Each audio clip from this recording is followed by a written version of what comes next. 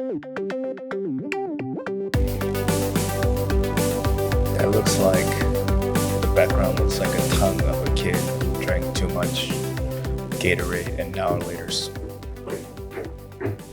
Now and laters.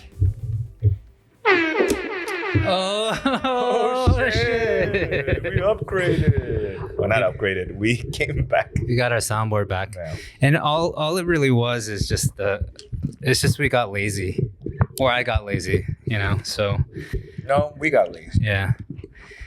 I don't want to put that on just on you. Yeah. I want to put it on myself as well. What's up, everybody? What is up?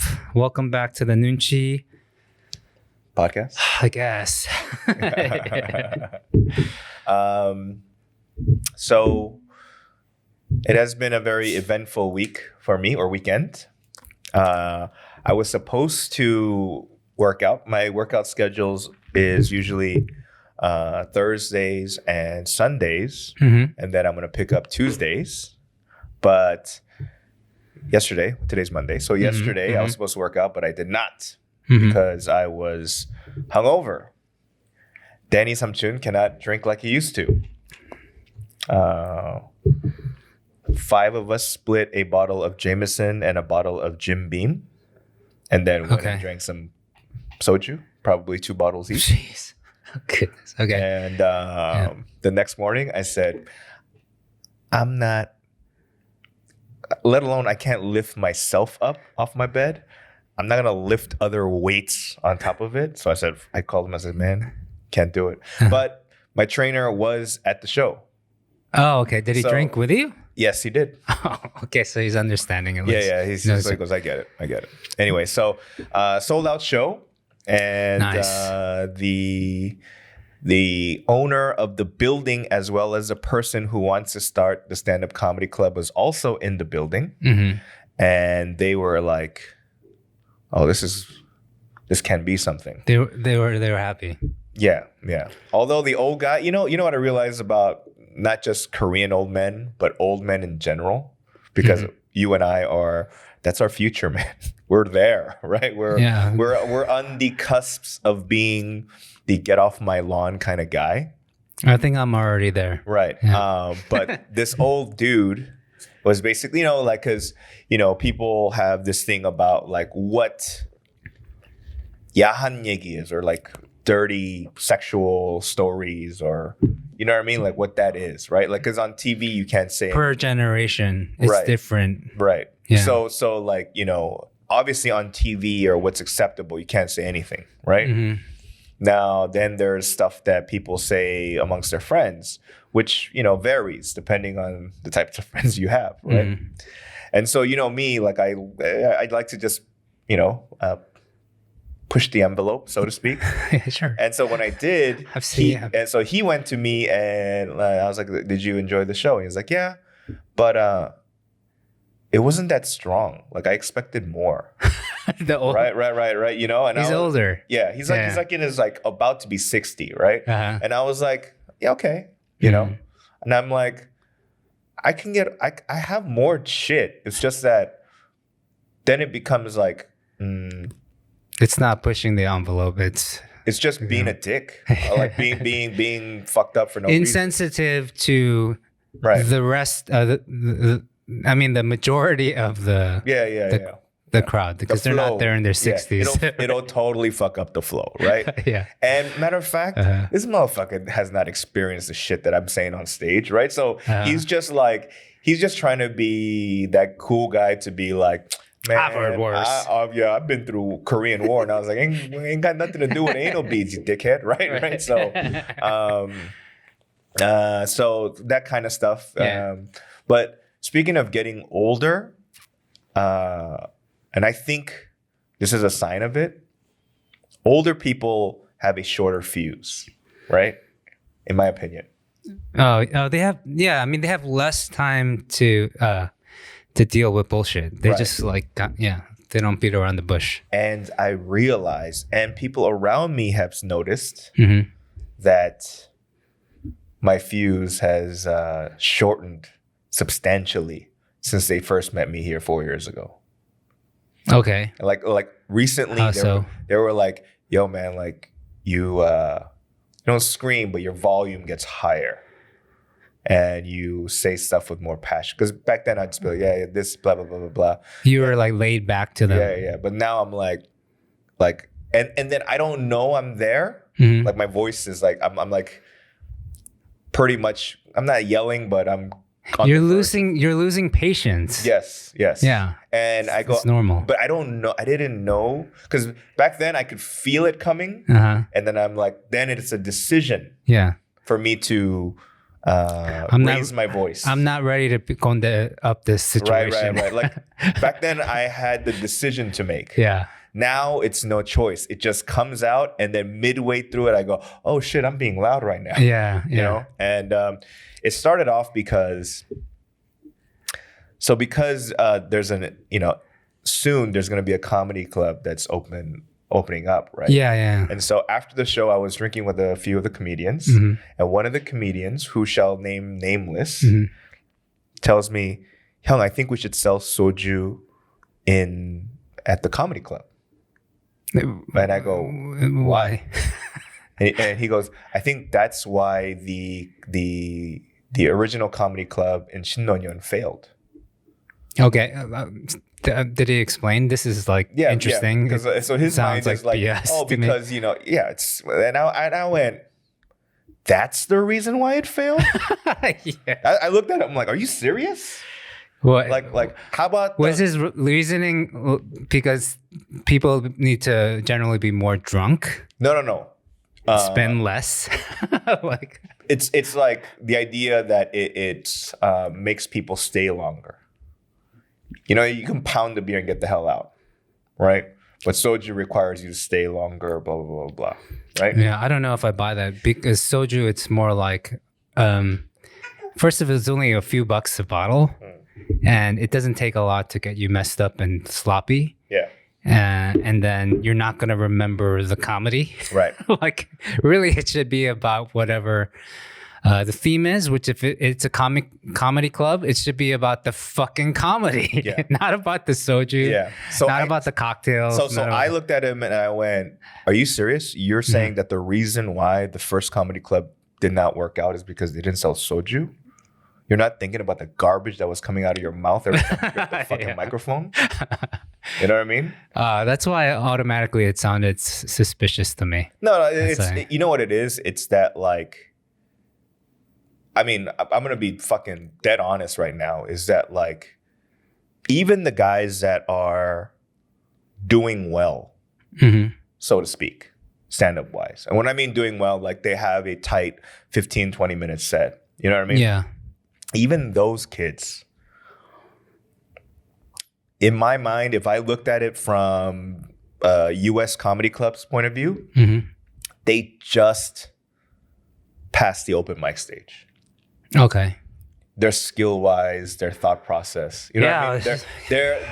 They're barely not amateurs. You know what I mean? Myself included. Yeah. I'm a little bit past them, but I'm not even a headliner when it comes to the my Korean stuff. That's the way I feel about like here we go again with the whole YouTube musicians. Yeah. I see a lot of talent out there like on YouTube, but most of them have never had to work a crowd. Most of them have never, even an open mic situation, they've never been in, which you have to work the crowd as well. Yeah, and you know what? I don't know if I brought this up before, but the thing that the commoners don't have to understand this, but the comedians need to, right? It's really not about the topic. You know, you can talk about fucking this plastic bottle. Oh, okay. Right? You know what I mean? Yeah, I know. But they only zero in on the topic. And I go, the topic I would say is 30% of it. The rest is the techniques to make whatever you're ranting about funny. Right? You can make anything funny. The whole point about comedians and the reason why I look to them for a lot of social commentary is because they spend day in, day out looking at every angle. Yeah. And they happen to pick the angles that probably mean the most to me. And it's the most refreshing to hear because often people won't go there. Yeah.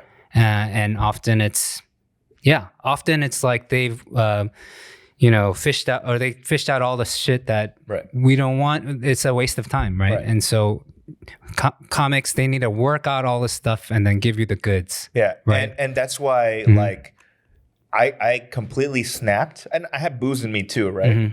So I mean, I didn't like go, yo, shut the fuck up. Like I was just like, are you fucking serious? Yeah, this soju bullshit. Yeah. You know what I mean? I was like, are you fucking dumb? Like, you guys aren't good enough, right? And the other thing is, like, people will come for the food, but not really. You know what I mean? Like, you know? Yeah. I mean, everyone has an opinion, and they think it's educated, but most of the time, it's nonsense, right? And so, the thing is with you, Danny, like, I know I'm not surprised that you have to hear like these up and coming comics like say stupid things like that, because you're surrounded by only that. Because you don't have any peers in Korea for the most part. You don't have other comics that have been around for 20 plus years that you can shoot the shit with, that you can get a lot off your chest with. You can. Feed off of them, like iron sharpens iron kind of situation. You're just basically mentoring a bunch of, fucking idiots at the No, I won't say that. I won't put it that way. But like just guys that really see the merit in stand-up comedy, and they think they can be a part of it. Right. But they're forgetting the whole thing, like the golden rule of it takes a lot to get to the top of the mountain. Yeah. And they're thinking that they're even close to it. Yeah, but they're not even. But what I do understand is that the people that have Netflix specials in Korea, these kids are already better than stand-up wise.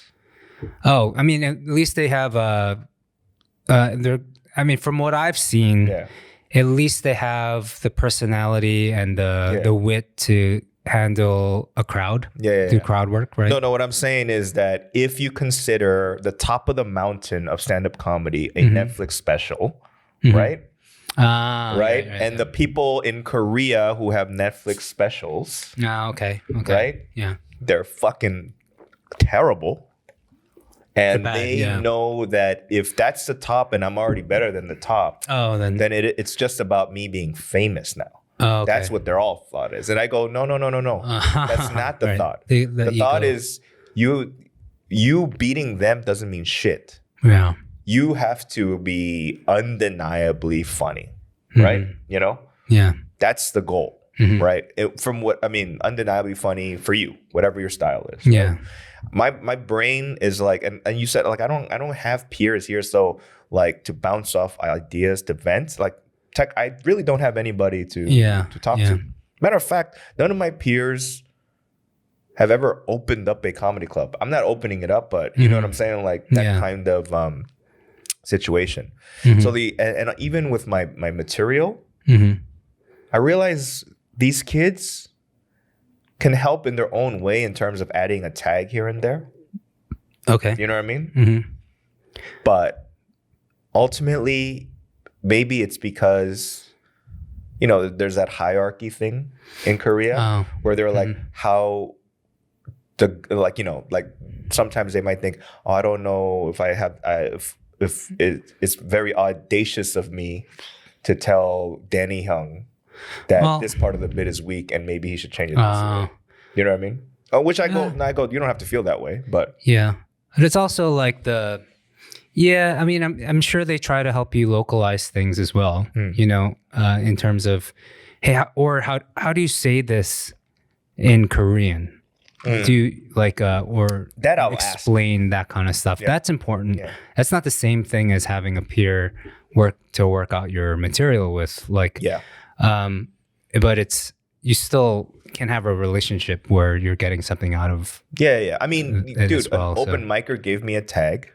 For one of my jokes here in Korea. And that part works every single time I hit it. Okay. But once he told me, I was like, that's good. I'm going to use it. Okay. So I'm very open to it.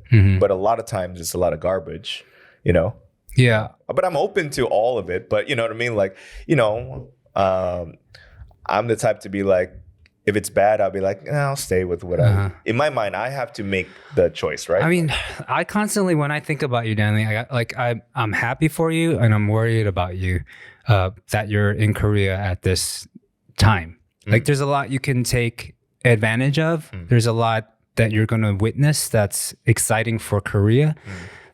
Maybe for yourself too, but like it's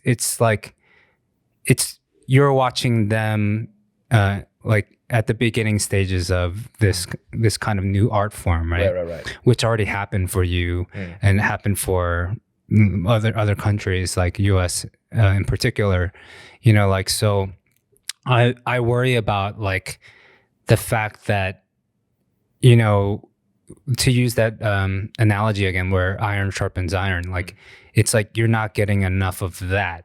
Yeah. So like I think we talked about this earlier today too, but we were talking about like maybe you got to get onto like a lot of comics back home, and for the most part, like all of them have a podcast or they and so the fact that you're not like a regular guest on them, even in this era where Zoom calls are acceptable, I think I'd love to see you doing that, but not so much to like, go in there with your own like,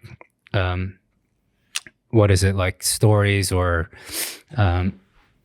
anecdotes or whatnot. It's just more like you going on to just talk to your friends again. Yeah, I mean, you know me, man. Like, even if it's not a podcast, even if it's like a 30-minute phone call back home, like, and again, it's something that I've completely. I have a lot of flaws, and it's one of my big flaws is to call somebody and say hello. Yeah. Okay. I don't do it a lot. I don't. I'm bad at that. I'm so bad at it, right? And like obviously the excuse is well, like I'm busy, mentally busy, and I am, now that there's time zone. Yeah, time zone. And did I tell you my hyung? I asked him. I don't know if I said this on the podcast, but I asked him, like, because this dude knows a lot of people, and you know what I mean? Like, I don't want to say he's universally loved, but like, he knows a lot of people, right? And he used to be in a band, and now he's like a businessman, an entrepreneur. Oh, you're young here in Korea. Yes. Yeah. And I told him, like, yo, man, I'm so terrible at that. He's like, I am too. So what he does is, on his phone, let's say it's Bobby Choy. Yeah. And he will put a number next to you, like 1, 2, or 3. So he can organize by folders: who's in 1, who's in 2, and who's in 3. Right? And so all the 1s he calls once a week. Oh wow! Right? All the 2s he calls every other week. Okay. All the 3s he calls, like a month. You know what I mean? What I want to know is, of all the 1s, how many of them are like, oh, this guy's calling me again? Like, true. Because he showed me I'm in the 1s, right? So I talk to him once a week. Okay. Or else, well, I mean, now that because of the COVID like restrictions were kind of lifted, like he's been super busy, and we used to drink often when it was slow, but now he don't got time to drink. Okay. Which is good for both of us, I think, because this dude, I don't know how he don't got gout. Like, he drinks hard. You know what I mean? Yeah, some people just like are hard. By the way, our friend DPD also has the gout. Yeah. Oh, right? No. Right? It's official. Yeah. DPD, he's been on the show. Right. Directed K-Town Cowboys. Also has gout now and has joined the club, and we couldn't be happier. Yes. Not in a malicious way, like, but in a very brotherly. For me, it's kind of there's a bit of malicious feelings. You want to know why? Because I was the first to get it like 10 years ago, right? Yeah. And all you motherfuckers were like, oh, you can't eat fucking shellfish? Or you? No, we were just like, what the fuck is gout? We never heard of it. You can't drink beer? Are you sure? Hey, let's order 2 bottles of more height. right? All them motherfuckers did that, right? And then in my mind, I was like, oh, yeah? Mm-hmm. I hope you guys get it too. I did like a little. Do you remember that old movie, Voodoo Dolls? Thinner. Like there's like a Stephen King movie, right? Where a gypsy curses somebody thinner, and then fucking just got skinny, right? In my mind, I was like, I looked at you guys and I went, gout. Oh yeah, you like. And then my first victim was Bobby, right? Bobby got it. He called me. I was in the U.S. and Bobby was in Korea. He's like, I think I got gout. Dude, but DPD got it later than I got it. Right. So I wonder.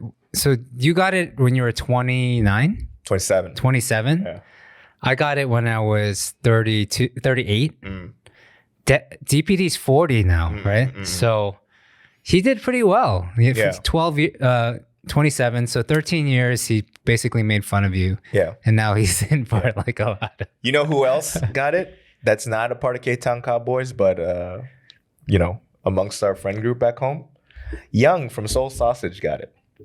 Oh, no, isn't it Ted? No, Young. Young got it. Yeah, that's right. Yeah. That's right. Yeah. Young calls him. Young texts me and he goes, no. I feel so bad for making fun of you all these years. And I said, I curse you too, motherfucker. There's a few more that my curse hasn't gone to, but if you're watching, you gonna get it. Don't go home. Don't get on Danny's bad side. I'm telling you right now, gout is not worth it. That's what the thing is. Like even here, right? Like there's some people that the comedians, like they're kind of like they're not making fun of my gout. Yeah.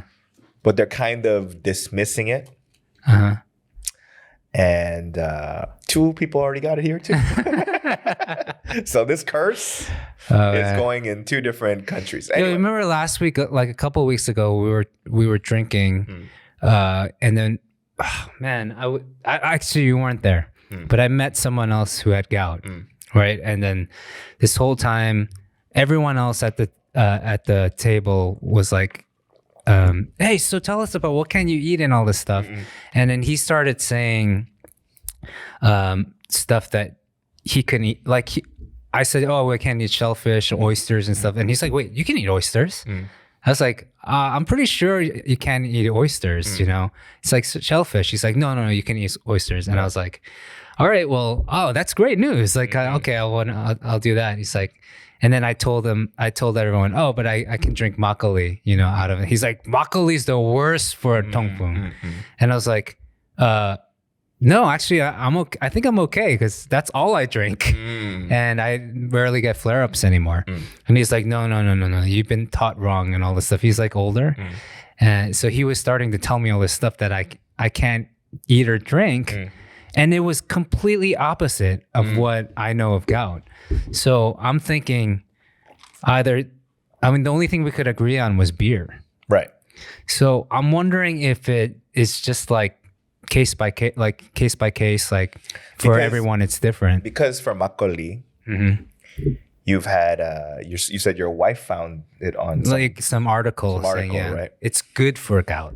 I've heard the opposite as well, that it is actually terrible for gout. Really? Okay.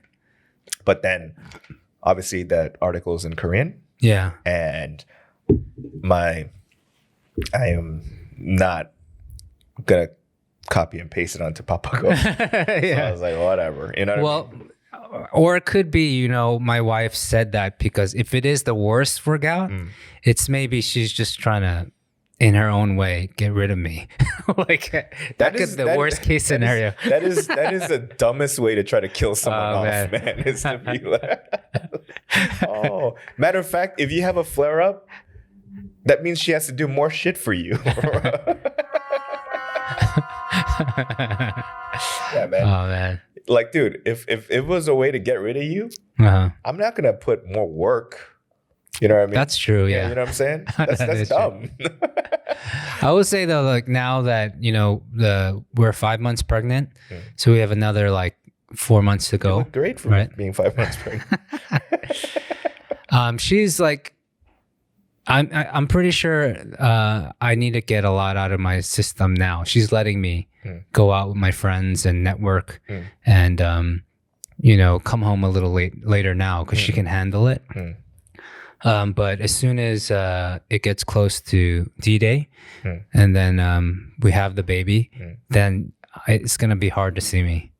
Like, I'll still do Noonchi, but like in terms of like any get-togethers, me going to your shows, it's gonna like that window of opportunity is closing very, very fast, which is both a blessing and a curse. But it's not like we party hard anyway these days. I mean, like, true. Dude, my these days, like, for a long time, when it comes to like that kind of clubby, loud atmosphere. Never really liked it. Me too. You know what I mean? Me too. So, let's go to a club. I'm like, what the fuck for? Yeah, right? You know, even if I get allowed in. That was like you know what I mean? But for you and me, like when you first started coming to visit here, which was once or twice a year even. Yeah. Right? And I look forward to those times. But in the beginning, it was a lot of clubbing and stuff for some reason. Because we were hanging out with a lot of the promoters here and whatnot. And there was a certain time when you and I, even when you're just visiting, because I figured you need to get a lot out of your system, but we figured out that we like the simple things. Yes. And then as soon as that clicked, then I knew, oh man, I have a friend for life kind of thing. But maybe it's like a... No, but bro, it's like, no matter how crazy a club in Korea is, I've experienced it. I've been there, done that. In the US, possibly even more hardcore. You know what I mean? Yeah. So just because the eye shape changes don't mean that the vibe changed. Yeah. You know what I'm saying? And so like that don't interest me. Like to me, the shit like Pyeongmek, the reason why I like it is because especially in California, you can't drink outside unless you have a paper bag, which I've done. You know what I mean? But the freedom to pour soju in paper cups and eat fucking whatever CU fucking pretzel, chocolate covered pretzel or whatever shit. You know what I mean? To me, that's and on top of that, cup ramen. And I love people watching. Yeah, me too. You know what I mean? I think it's also, it's also you in Korea, I guess it's not just the Pyeonijum thing, but it's just in general, like soju and makgeolli and like all that stuff is really cheap here, right? So you're getting, let's say if you're, let's talk about Pyeonijum, right? So it's only like $1.50 for a bottle of soju. Yeah. But if you go back home and you're like, let's say in New York, it's like $20 a bottle, and you're gonna finish that bottle. Yeah. Right. Here, it's like we can drink half a bottle and be like, we're not really feeling it. Yeah, just like leave it. And then just like, there's no pressure. Absolutely. Like there's less pressure to, and then it becomes more about the company. Right. To me, it's always been about the company. I was like, yo, man, I don't spend much on clothes or whatever. Majority of my spending goes on food and drinks. You look like a lumberjack today, by the way. I know. Looks like you're gonna go like build a log cabin. I have a new paper towel company.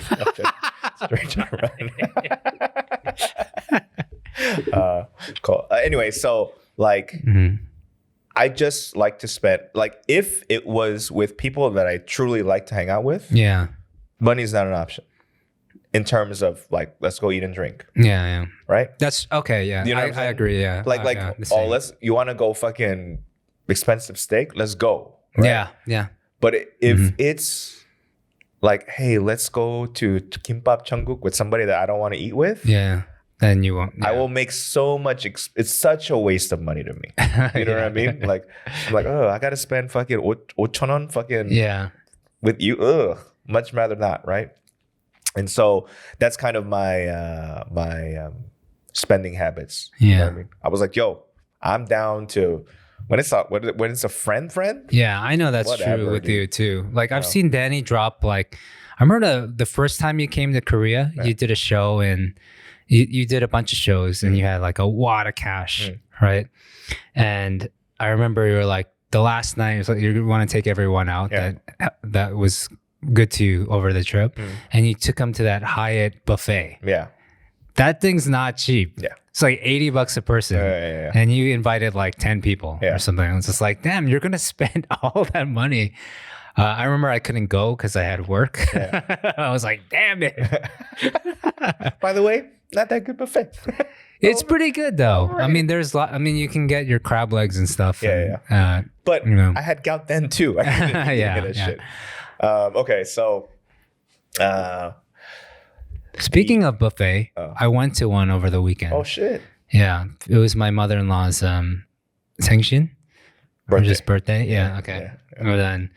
So we I like how you just randomly throw Sengshin out there like because that's I didn't know if it was like a special your birthday or whatever. I just knew it was Sengshin and I didn't know what that was. I was just like, oh, this is a big deal. So Sam and I got dressed up, went to a buffet in Gongdeok, one of those high-rise buildings, and it's like the top floor, great view. It's a buffet, but on top of that, you have to order a main dish, whether it's steak or whatever, steak, lamb chops, fish. Like so, it was like Western style buffet, bottles of wine. Or was it like Western style buffet, but like there's Korean stuff on the menu too, and all that other shit. Yeah, and we got like a bottle of wine, and we it's nice, you know. How much per person? It was not Hyatt prices. Thankfully, it was just it was about like $50 a person. That's still pretty. Yeah. A little strong. Yeah. $40-$50 a person, but it's her mother-in-law's birthday, you know. Sengshin. Yeah. Sengshin is kind of like the. It's like when you refer to someone older. Is it because I think my mother-in-law, my father-in-law, they go by the moon calendar? No. I mean, has nothing to do with that. It's not a lunar calendar thing. It's more of a honorific way of saying birthday. Oh, okay. For people that are, for lack of better words, a level above you. Okay. Right. So you and your wife are at the same level, right? Okay. So come next year when it's my birthday, you're gonna be like, "Oh, Bobby, it's your Sengshin." Yeah. Okay. Yeah. You better, bitch. Because you are above me in age a lot. Oh man. Buffets. So I've been steady doing decent with my eating 4 to 5 salads a day or a week. Oh, okay, right? A week. But then this weekend was bad. Like bad. Like because I was hungover, I was like, oh well, what does Danny Cho do for hangovers? I eat a whole large Papa John's pizza. Right? I still I'm still like I think soup is the way to go, but pizza is like acceptable too. I did that for lunch. Right? I woke up and I was like, oh, I feel like shit. So I ordered a large Papa John's pizza and I dusted it. The whole thing. Right. Nice. Now, when it came to I woke up at like 2 p.m. I dusted it and I was like, okay. Like I felt like gross and oily and whatever. So I just kind of took a nap, woke up, took another nap, woke up, felt better. Yeah. And I felt like the whole large pizza would last me the whole day in terms of, I am satiated. Yeah. At 9 o'clock last night, starving. Yeah. And I went, oh shit, I'm not gonna make a salad. Yeah. Right. That's the problem when you have a big meal. Yeah. Your next one your body's expecting the same amount or more. Right? Yeah. So like in my mind, I was like, you know what? Like the laziest salad I can eat is either the pyeonijam salad or like the Paris baguette salads. Oh yeah. Which aren't bad, right? So like I was about to I was telling my body, all right, Danny, You ate a whole pizza. Let's just go get one of them, just lettuce and bullshit. Yeah. And then my stomach literally went, you serious? You serious? You throw salad at me right now, bro? Yeah. Fuck that. Go to McDonald's. Yeah. Oh man. And I Yeah. And yep. And so I woke up today feeling extra gross. You felt like Pongo today? Yeah. So I haven't. I'm not proud of my my weekend intake. Okay. You know what I mean? That's a lot. So what about you, Bob? I'm looking at your face right now, and on your right eye, you look like I got a bruise. Yeah, we got a little fight. Yeah.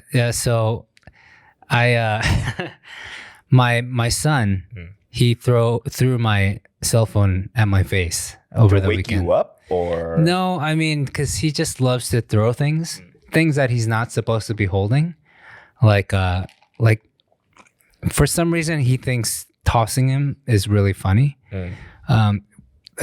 He knows the things he's not supposed to touch, but if he sees that it's unattended, he'll go for it. And then when we try to grab it from him, he'll throw it, like in the opposite direction. But this time, it just happened to be in bed, and the phone, he grabbed it out of my hand basically, and just tossed it at my eye, and then it hurt a lot.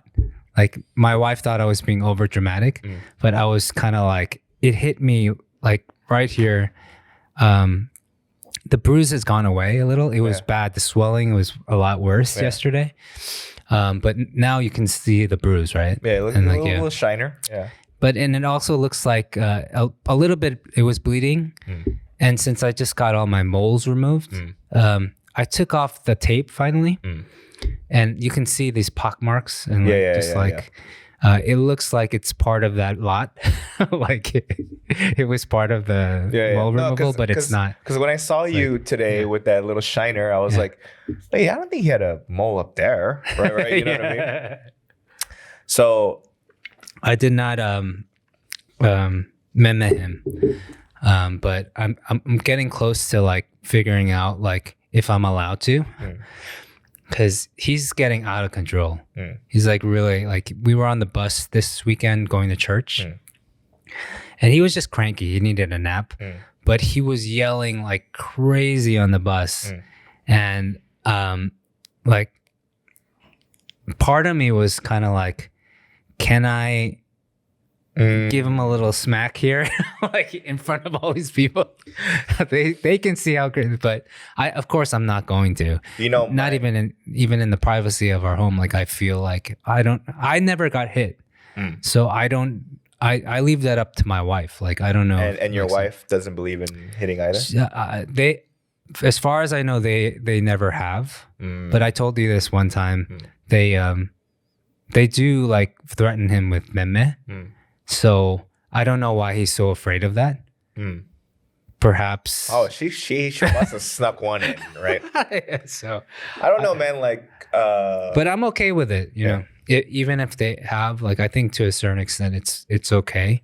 I don't think you should be abusing your kids, but I think in teaching lessons, I think, I don't know. I could have used it a little bit more growing up. Yeah, absolutely. Yeah. Look at the way you turned out. No, but dude, like we've done this podcast for years, so I don't know what stories that we've told or whatever, but did I ever tell that story about how I was asked to be a live-in tutor for a kid? I don't think you told. I know that you had because I remember that time. Right. But I don't think you talked about it on the podcast. So going even further back, for those that don't know, and might find very surprising, I used to teach taekwondo. Yeah. Since a very young age, right? And I stopped probably at the age of like 19, right? Can you still do a split? I don't know. Okay. Right. But you could at some point. There was a time when I did, right? Yeah. And so, in LA, it's not really a taekwondo studio. It's like here, I'm busy, you take care of them situation, right? Mm-hmm. So after taekwondo class, right, there's, multiple classes. And then afterwards, there's like a study room where kids do their homework. Oh, right? okay. Yeah. Right. But then the thing is, we don't just let them do their homework. We hire teachers to make sure that they're not, fucking putting up flaming hot Cheeto fingerprints on their homework and this dumb shit, right? Uh-huh. And so every now and again, when a teacher couldn't make it, I would fill in. Okay. But then I'm also the taekwondo teacher. Mm-hmm. And we technically were not allowed to hit kids legally. Oh, yeah. But we hit them. With the parents' consent? Yes. Oh, right? Wow. And obviously, you're not supposed to leave marks, right? Uh-huh. If you leave marks, they'll be like, hey, Paul, what's up with your neck? Oh, my taekwondo teacher hit me. You get fucked up, right? Yeah. So we had to make up inventive ways to hit our kids. Oh my gosh. Right? This is right. Okay. So obviously it's not. It's they deserved it. I mean, they were being assholes, right? And their parents are like from a different era. Right. And, I get it. And some of these motherfuckers were spoiled kids, right? So what I would do is me and my sabunim, my grandmaster, we would make them get in push-up position. We tell them to lift a leg. And so you see the bottom of their foot. Yeah. No matter how hard you hit the bottom of a foot, number one, the bone won't break. And I'm not gonna hit them like I'm I'm wrecking a car. Yeah. You know what I mean? I'm not not Street Fighter bonus stage, right? Like I'm just hitting them enough so that they feel it, right? A lot. So the bottom of the foot was one move, right? Then I realized, after taekwondo, they're not they're barefooted. So then during homework time, I can't be like, yo, push up position, take off your shoes, right? So I figured out another way to hit a kid without leaving marks is to get like a big ass book, like a practice SAT book or whatever, stick ass, like a phone book, place it against the kid's face, and then punch the book. Oh my gosh. Okay. Which was bad. I know, in this day and age, people are, oh my God, you abuse those kids. No way. Yeah. Right? Yeah, no way. It got to a point where all the parents were like, can Danny be these kids' tutors? Oh, really? All the other tutors, no parents wanted. Because they were disciplined after. Oh yeah. Yeah, they're more disciplined. I was like, after. yo, man, your job is to get good grades. Yeah. Right? That's your fucking paycheck. Right? If you don't bring that up, then you shouldn't eat, motherfucker. Right? And that's how we used to talk to him. Yeah. And then there was one kid that was going into high school, and everybody in his school thought he was one of them special ed kids, like something like they thought he had a learning disability. Okay. And then the mom came up to me and crying, was like, "Can you please?" I was like, "Omani, my techniques." now you're right. Now you're famous. I don't hit them unless they fuck up. Right? That's my technique. She's like, yes, please. Oh my gosh. Okay. That kid got into an Ivy League school. Oh, really? I beat the fucking fake, I can't concentrate-ness out of him. Oh, wow. Right. All right. Well, Danny, you have my permission. I'm not gonna hit your kid, man. If Benji gets out of control, and I'm at a state where I'm just in tears because I can't control him. I might be knocking on your door. You're going to live with Uncle Danny. No, but and then this is not talking about the live-in situation, right? This kid that I apparently he's a bad kid. He got kicked out of every fucking high school in Arizona that he was ever in because of cocaine, drugs, whatever it was, right? Just being a punk ass kid. But his parents had money, right? So his parents bought a condo in LA and then sent him to an art hagwon so that he can work on his portfolio so he can go to art school. Okay. Right? But you still need to take your GED, and some schools you need to take your SATs. Yeah. And same situation. Can you live? You don't have to pay for rent. It was a nice condo, right? It was a Vero. I remember. Right. You're like, nice condo. Yeah. You don't have to pay rent. We even pay you. Yeah. Can you live with our kid until he gets to college or gets accepted to college? It's all right. So first we have to pass the GED. And I was like, oh, this is easy, right? I don't know how dumb a kid is. The GED should be easy. And then he was getting shit wrong. Okay. And then this is what I told him. I go, your parents said I can fuck you up. Oh my God. Right? But you're okay. but you're a 17, 18-year-old kid. Yeah. You probably don't want that. Yeah. So how about this? Korean American kids, right? Yeah. We'll fight. If I win, my word is God. If you win, I won't touch you. Oh, really? Okay. Right? Okay. You know? What? Right? What? Now here's the situation. In my mind, like, I'm still fucking 10, 15 years older than this kid. Yeah. I thought there was a little bit of Koreanness of, oh, young, I can't do that. Yeah. You're a Southern, I can't do that. Yeah. But he tried to fucking fight me. Oh, really? So I choked his ass out. Oh, yeah. Okay. Passed out. He woke up and I was like, now my word is God. Oh my God. Right? And I went, oh my gosh. If I taught you something and you forget it, every problem you get wrong, you're getting hit. Right? Would you do the book in the face thing or the hit him in the feet? Yeah, or hit him on kind the feet. Oh, yeah. Well. As like a 17, 18-year-old kid.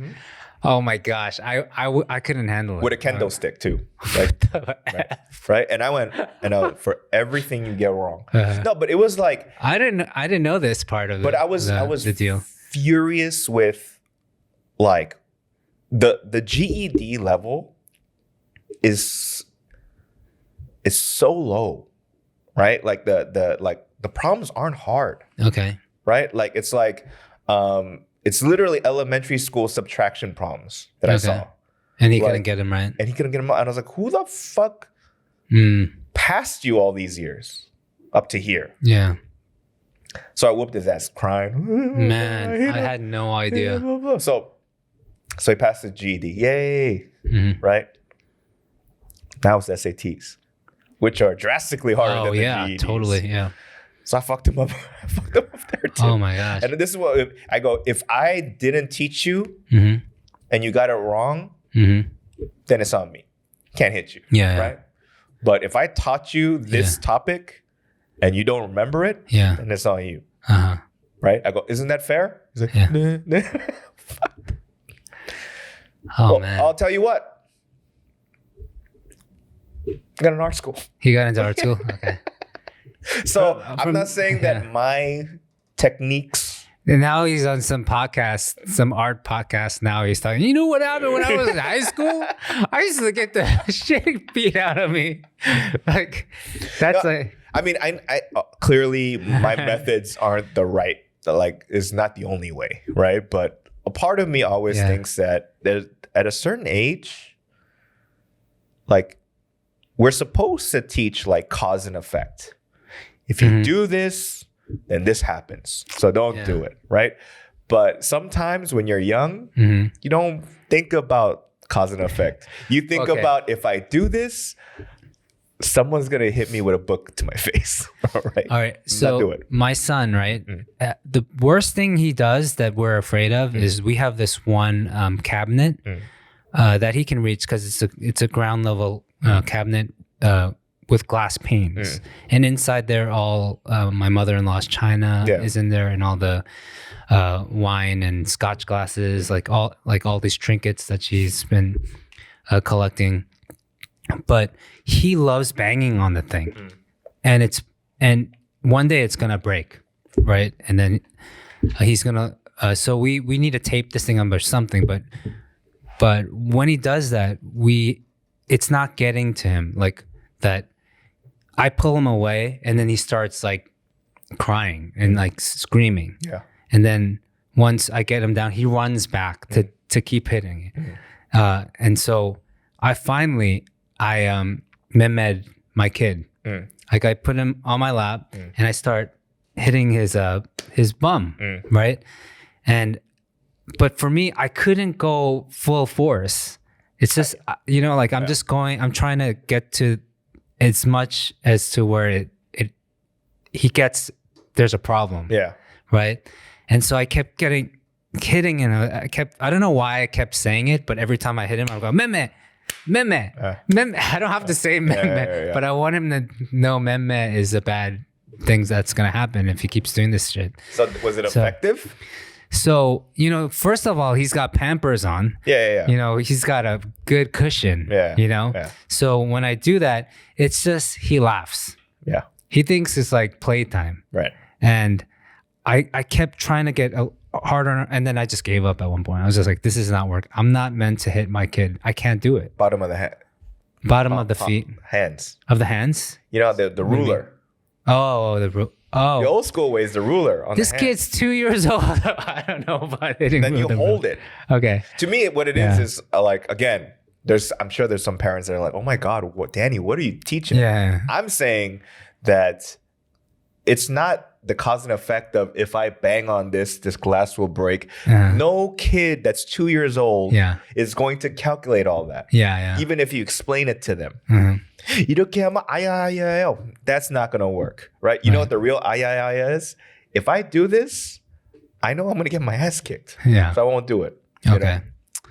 Oh, man. My dad, he kicked my ass a lot, but one time I lied about, I don't exactly remember what I lied about, but I lied about something as a young kid. Mm-hmm. And he kicked my ass. Uh-huh. He goes, don't you lying. He goes, there's a lot of things I can't, was it like he slapped you around or kind of thing? Yeah. He goes, there's a lot of things that I can forgive, but if you lie to me, I'm fucking you up. Okay. That would really hurt my feelings. Right. If my son lied to me. Yeah. So that's what happened. And I mean, now I was better at lying. You're just like, what? All right. What about your sister? Like, did she get the same treatment? No. Your dad never beat her up? No. Okay. This sounds so bad. Hell no. Okay, good. Yeah. I can't even imagine when my daughter is born. Like, I think it's maybe a stereotype. Maybe it's not always true, but the disciplinarian is the same sex. Oh, so your mom used to beat the shit out of her? I don't know about beat the shit out of her, but she the mental stress comes from the same sex person, and then the opposite sex is the caring one. Okay. The person that you run to for shelter is the opposite sex. Okay. The same sex is the person that's gonna fuck you up. Okay. Right. So like my father beat my ass. Yeah. My mom was my shelter. I'm not saying that she didn't give me mental stress. She too still does. But like that's I think that's the traditional. Yeah, I could live with that. I think my wife, she has a better hold on Benji's like yeah. I think I could live with that. No, meaning you have to be the disciplinarian. To Benji. Yeah. Oh, right. Wait. Yeah. I got it all mixed up. Yeah. Well, but for your daughter. But then also I think Benji will run to her and then my daughter will run to me. Yeah. Right. Yeah. But then the disciplinarian would be same sex. Yeah. Yeah, man. I don't know. Maybe I got to figure something out. Maybe I'll try the ruler thing. Maybe I'll try. I don't know. Here we are. We're talking about like stuff. Oh, well, I mean, I'm curious because, most of our listeners are around our age range. Yeah. And some of them have kids and, yes. So on the comments, well, maybe instead of saying how you discipline your kids, because then that might you might just out yourself. Tell us stories about how your parents disciplined you if they did. Yeah. Right. Again, the new age, like supposedly right thing to do is like explain to the child. But I go, man, at 2, I don't know. You know? I don't like. I feel like mental abuse is worse sometimes than physical abuse. I hear like horror stories about that. You know when it's sad, I think, like, because like not even sad, but there's a moment in time, and I think both me and my father felt this, was when he wasn't scary anymore to me. He wasn't scary anymore. There was a point as I was scared of him. Yeah. Because I mean, scared of him in the sense that, like not all the time, but like if I report card day, if I had 1B, like I was like, oh, can I not come home? Like it was that kind of situation. He was that kind of disciplinarian.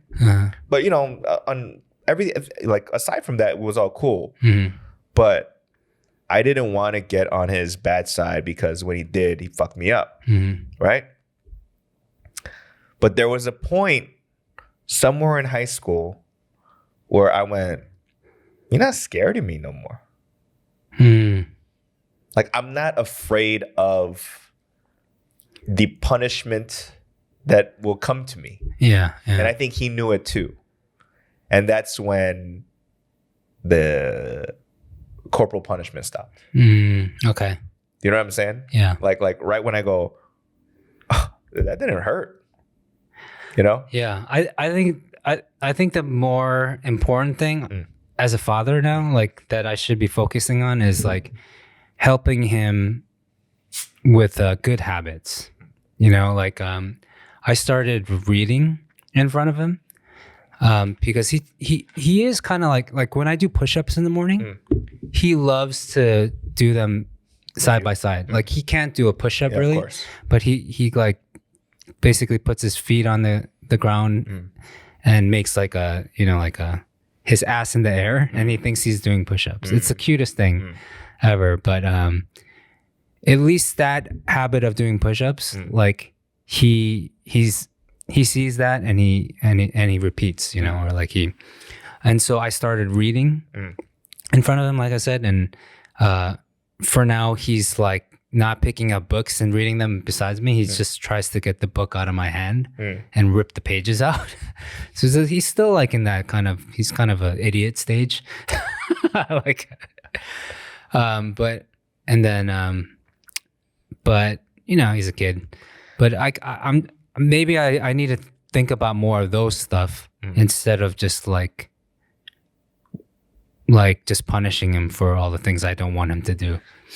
Sure. A little bit of both. Again, guys, you know me. I don't have kids. I'm not even married, right? I don't have those kind of responsibilities. I'm just hearkening back to what worked for you and me your dad, and how I disciplined a handful of kids. Yeah. And to be honest, I don't know about their mental state or the trauma that I inflicted in them. Some of them probably not good at all. Yeah. But ultimately, they all went to higher institutions because of my tiger tutoring. I just think it's funny, like back in the day, like the basic parents were like, yeah, you could hit my kid. That's no problem. Yeah, no, it was, I remember one mom was like, 우리 아들 좀 인간 좀 되게 해주세요.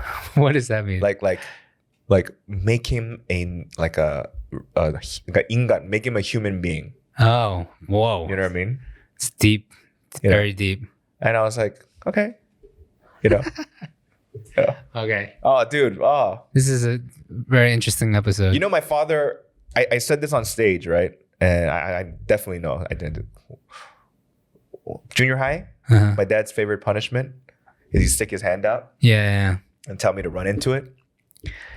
And, like, obviously, like you're gonna, if you run like really slow and you just tap it. I did it a few times. Like, do that shit again, and then I'd run fast, and as I'm going slow, he just extend his arm, and then just big ass. And my forehead was always huge. Oh, that's where the rhinosaurus joke comes from. So I have a knot on my forehead, and Korean parents, like, you can have like fucking AIDS. You'll go to school still. Right? I went to school with chicken pox. Oh, really? Oh, really? Yeah. Oh, man. The school had to send me back, right? But like my parents, like, day off, get the fuck out of here. You go to school, right? I had a big old knot on my forehead because he fucked me up in the morning. Yeah. And my Mexican cholo friends were like, "Hey, Sleepy, what's wrong with your head? What's wrong with your head? You look like a rhinoceros." I was like, "What the fuck is a rhinoceros?" What Jurassic Park movie you see, motherfucker? A rhinoceros. But like, stuff like that. But there's one traumatic thing that my father did that one mentally fucked me up for a while. What's this? So we have a garage at our house, right? Mm-hmm. In the back. Yeah. But that garage, I mean, you've seen videos of it now. It's cleaned up. Yeah. Before it was just storage, and there was no lights there. There was barely any electricity, right? So think about like this room that's the size of this studio, but it's packed with like just garbage, like not garbage, but like junk. Like there's a canoe. I mean, my dad. There's but random shit. Yeah. The floors were like just cement, cold, no insulation, no nothing, right? There's rats in there too sometimes. Damn. Okay. I forget for what punishment my dad locked me in the garage overnight. There's no lights. Overnight? Yeah. Oh my gosh. There's no lights. The only thing you can see is a light creeping through from underneath the door. Yeah. So that's all I'm focusing on. But like you can hear like mouse going right. Damn. And so put you in solitary confinement. And and so like for a long time I was afraid of the dark. Because of that. Okay. It really fucked me up. Okay. Yeah. So, but I listened more because I was like, I ain't going back in there. Right. So I don't know. I don't know what's right or wrong. You know what I mean? Because you don't want to traumatize your kid that way, obviously. Yeah. But then I bet you the banging of that cabinet is going to stop. Just find somewhere to lock. Oh my God. Benji, if you watch this when you get older, Uncle Danny truly, truly loves you. I've thought about this too. Like one day, if he does have the chance to look back on these and look at them, if they're still available online or whatever you call it in the future, he's gonna see his dad calling him an asshole and calling him like an idiot state. It was in his idiot stage. No, but then you know what? Like, if this is what I think. This is what I like to believe. When I have kids, and if I have kids and we still do the Noonchi Podcast or whatever, and I come out going, "Oh my God, my kid's fucking dumb right now," right? When my kid's old enough to watch these clips, I would hope that the kid has the self-awareness to know, I was pretty fucking dumb back then. Yeah. Or I totally understand. Not that I understand being a father, but I understand that my behavior is not proper and it is stressful. And I mean, just the idea of you stressing about like trying to not be able to hit him. Yeah. Right. And then there's your fucking my Uncle Danny right next to him going, lock him in the dark. I have one last thing I want to talk about before we close this episode. Just we're going to LA finally next month, and Benji's finally gonna go to where he's an American. He's never been to America. Right. So, but we're discussing possibly going to Disneyland. And like he's only like 2 years old, right? 2 years and a few months, right? So he probably won't remember going to Disneyland, but we'll have the photos and all that stuff. But I was looking, and Disneyland ain't cheap. Like fucking expensive. It's really expensive. Like I didn't know. I thought it was like going to be like $60 a person. No. It's like Yeah. A hundo, easy, per person. A lot, yeah. And then that and like the food there is not cheap. Nothing is cheap. It's a big deal. And I'm thinking, my wife really wants him to have the photos of him at Disneyland, where he can look back. And I'm just like, couldn't we just order the Mickey Mouse ears and like put them on, take some photos of him like holding a Buzz Lightyear toy? And then you can look back. I know, but he's gonna wear the hat. Yeah. But where are you gonna take the picture? Like at your house? Yeah. Like, oh my God, I went to Disneyland. Wait a minute, why does that wallpaper look familiar? You gotta at least cheat it and fucking take him. Am I a bad dad? Yeah. Like, I want to know. Like, take him to the whole soup at least. To see the nature or whatever. Like, where that tree don't look familiar. I mean, I don't know if I'm being a cheap dad, but what do you guys think? What do you guys think I should do? Should I just bite the bullet, spend a week's salary on making sure my kid gets a few photos in front of a fake castle and like or what is it, they have the fireworks show. Yeah, I mean, your ass, we could your face is like, yeah, I mean, I guess. I mean, Lotte Tower has that every year, right? We can just go to Lotte Tower. Look, fireworks, or as Bobby Lee would put it, like, open the window and say, "There's plenty of trees out there. Merry Christmas." You're like, do you my parents were ghetto Asian in descent. You're not supposed to bring outside food, right? Oh, to Disneyland, amusement parks, movie theaters. Yeah. I have clear memories as a child when I went to Disneyland, Knott's Berry Farm. Mm-hmm. Clearly hiding to eat kimbap. Yeah, man. Hell yeah. Of course. I was like waiting in line, just sneaking in a kimbap. Like, yeah. I want to boy you guys. Dude, man, yeah, totally. Yeah. That and Capri Sun. Yeah, we don't have to buy the, the long slushy or the amusement park drinks. Those are delicious, by the way. The lemonade. But then they would pack into me like, that movie Desperado? You remember that Antonio Banderas movie? Oh, yeah. Where he has like guns in his sleeve. Yeah.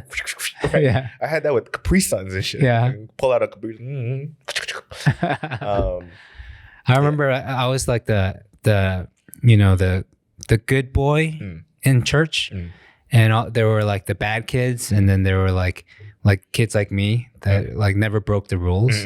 And all the bad kids would hide their firecrackers and like all the bad stuff in my bag because they wouldn't search my bag going to camp. And then they would search theirs and be like, see, I got nothing. And then I get on the bus, they wouldn't touch my bag. So I remember I used to be a mule. At church. Next time, let's talk about church camp. But let's wrap it up today. I remember my mom had the audacity to take KFC into a movie theater. My mom, to this day, she loves going to the movies, and she used to sneak into like multiple movies all day, right? And one time, especially at Universal Studios, she likes the theaters there. And when I was living in the East Coast and I would come visit her, she'd always take me to Universal Studios, never into the park. Just movie theater, the City Walk, right? And then we would go in, and she's like, "Let's just do a movie day," And so we just sneak into movie after movie, but never buying snacks because she always had them in Ziploc bags. Like she would literally make popcorn at home and put them in Ziploc bags, and she's just like, she'd have like she'd have my own popcorn or candy. Like it's just so funny. One time I was like, Mom, that's embarrassing. Don't KFC. Yeah. Oh yeah. So he went. He's like, you better not ask for any when we get to the movie. That sounds good, actually. KFC. Damn, that sounds good. All right, everybody. All right, guys. Listening. Yeah, we'll see you next time. Bye. Peace.